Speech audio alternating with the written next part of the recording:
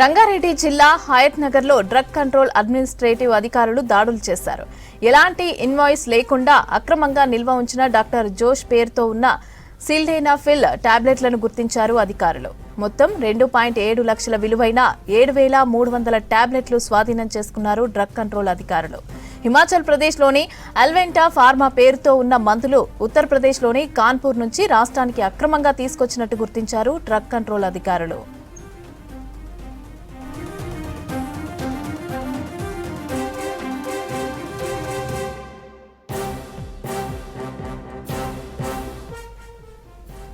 రంగారెడ్డి జిల్లా హయత్ నగర్ లో drug control administrative అధికారులు దాడులు చేశారు. ఎలాంటి ఇన్వాయిస్ లేకుండా అక్రమంగా నిల్వ ఉంచిన డాక్టర్ జోష్ పేరుతో ఉన్న సిల్డెనాఫిల్ టాబ్లెట్లను గుర్తించారు అధికారులు. ఇక మొత్తం 2.7 లక్షల విలువైన 7,300 టాబ్లెట్లను స్వాధీనం చేసుకున్నారు డ్రగ్ కంట్రోల్ అధికారులు.